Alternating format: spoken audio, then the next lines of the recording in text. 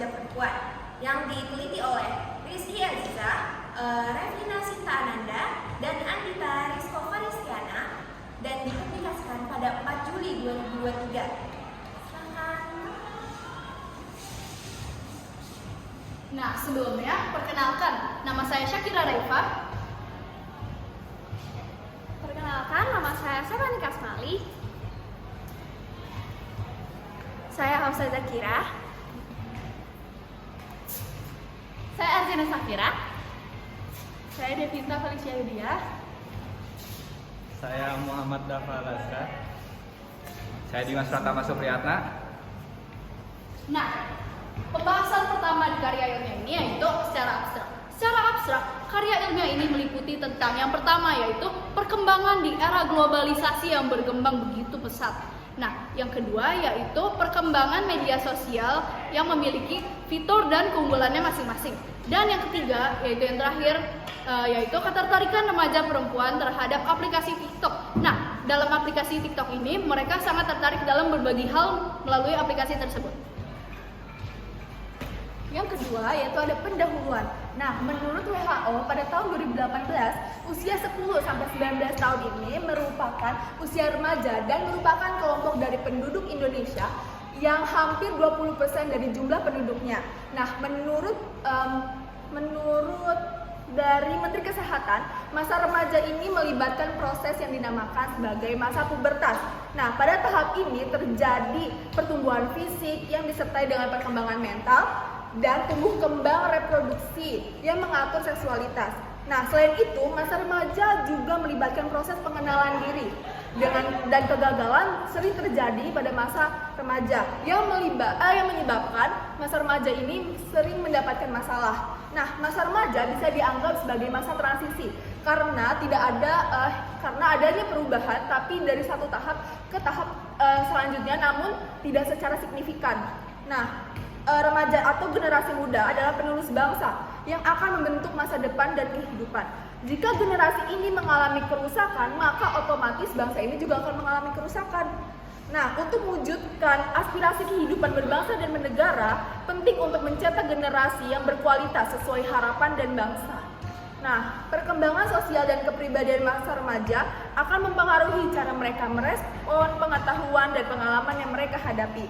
Harus diakui, di zaman sekarang, manusia juga harus mengikuti perkembangan zaman yang telah ada. Jika tidak, mereka akan ketinggalan. Nah, kemajuan teknologi komunikasi seperti telepon genggam, televisi, laptop, komputer, dan lain sebagainya itu tidak bisa dihindari. Karena kemajuan teknologi ini berjalan sesuai dengan kemajuan ilmu pengetahuan. Nah, kemajuan teknologi apabila dilihat dari sisi positifnya, memberikan dampak yang baik untuk berkomunikasi dengan orang lain yang jauh tempatnya, terus untuk memberikan informasi mengenai hal yang kita cari yang belum kita dapatkan di dunia nyata. Nah, TikTok sebagai salah satu platform sosial yang sering digunakan oleh generasi muda untuk berkomunikasi dan mengakses informasi dari seluruh dunia memiliki dampak signifikan terhadap remaja, terutama dalam hal perilaku dan pola pikir. Penggunaan TikTok dapat merubah remaja dalam kehidupan sehari-hari, mempengaruhi cara mereka berbicara, berekspresi tanpa batas, serta menghilangkan nilai-nilai kesopanan dan rasa malu yang sebelumnya ada dalam budaya mereka.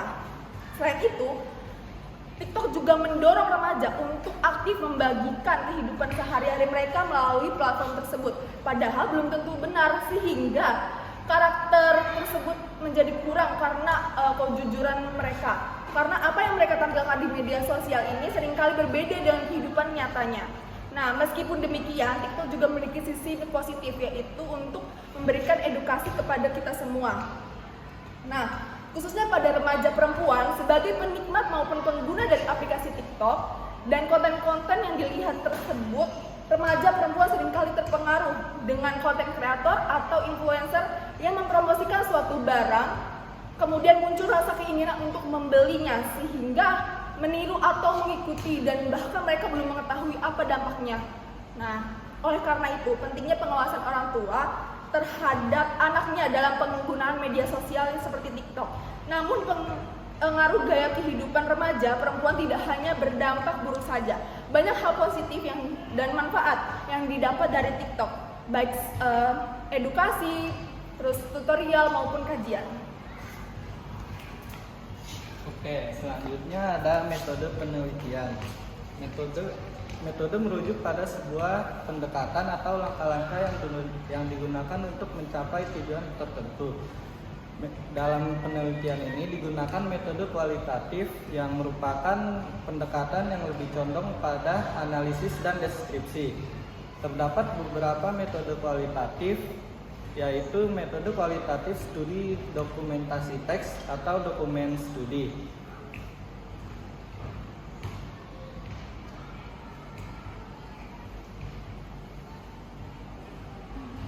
Metode ini memberikan penekanan dan fokus pada analisis dan interpretasi bahan tertulis yang ada. Metode ini memberikan penekanan dan fokus pada interpretasi bahan tertulis yang ada. Materi yang digunakan dalam penelitian ini meliputi artikel dan jurnal yang telah dipublikasikan. Selanjutnya kita beralih ke pembahasan. Nah, di sini ada peran TikTok dalam kehidupan remaja. Indonesia menempati peringkat kedua dengan pengguna TikTok terbanyak setelah Amerika Serikat dengan jumlah 109,9 juta pengguna dan didominasi oleh remaja perempuan. Nah, di sini bisa dilihat dominasi usia 18 sampai 24 tahun dengan presentasi terbanyak 34,9%. Nah, TikTok menjadi platform yang digemari oleh remaja perempuan karena membawa banyak sekali tren yang bisa digunakan dalam gaya hidupnya, seperti gaya hidup berpakaian, makanan, dan kehidupan sehari-hari. Nah, masuk ke pembahasan selanjutnya itu mengenai dampak TikTok terhadap gaya hidup remaja perempuan. Yang pertama itu banyaknya konten creator TikTok yang sudah meniru gaya-gaya dari bangsa barat, baik dalam gaya bahasa maupun cara mereka berpakaian. Nah, contohnya itu seperti menggunakan pakaian-pakaian terbuka dan juga berjoget dengan gerakan yang tidak pantas untuk diperhatikan di publik.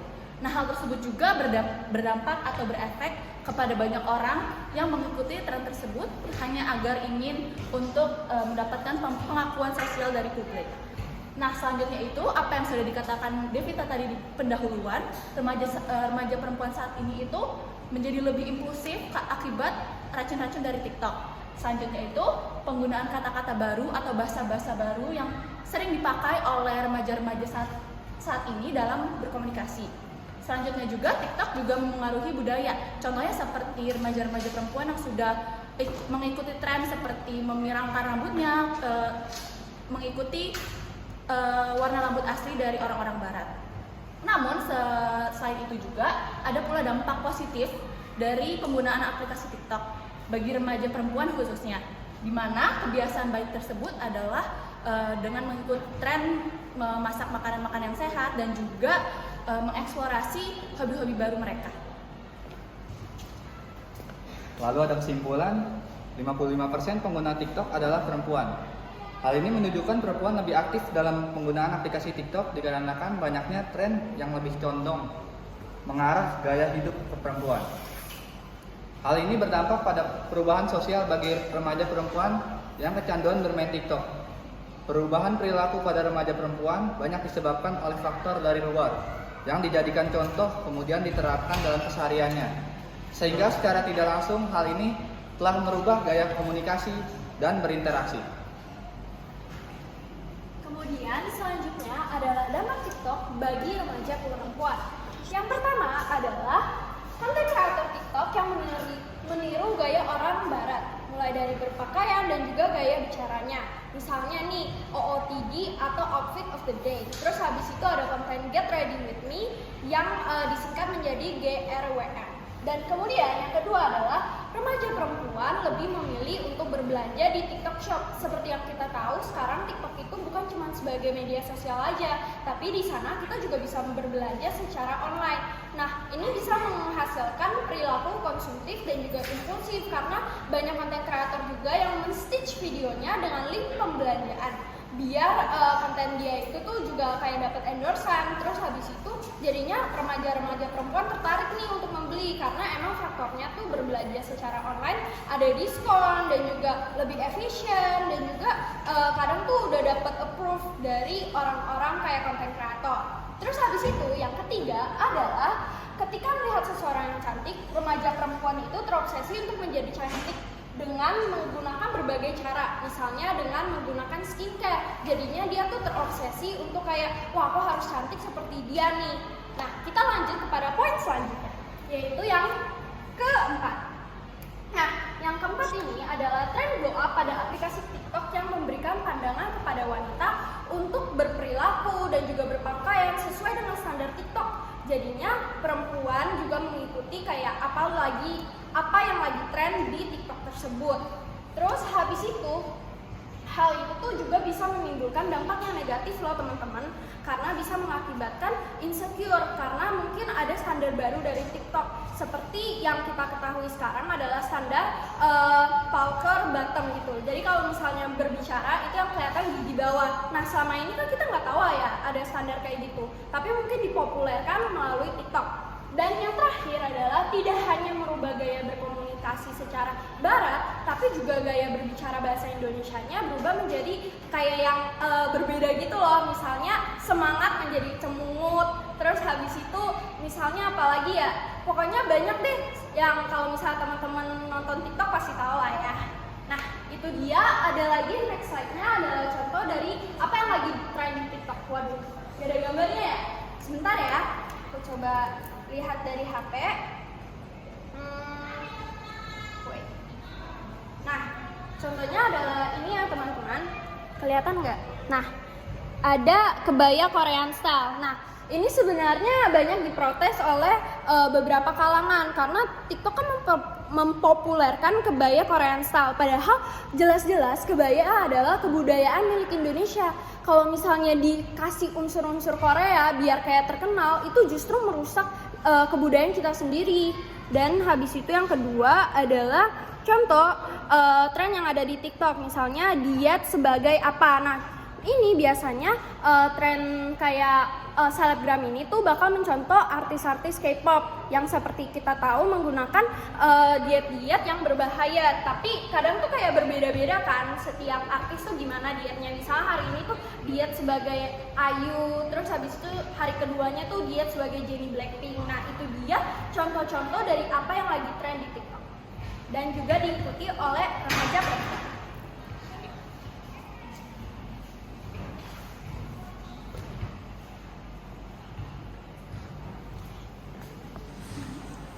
Oke, itulah pemaparan kami tentang dampak TikTok terhadap gaya hidup remaja perempuan.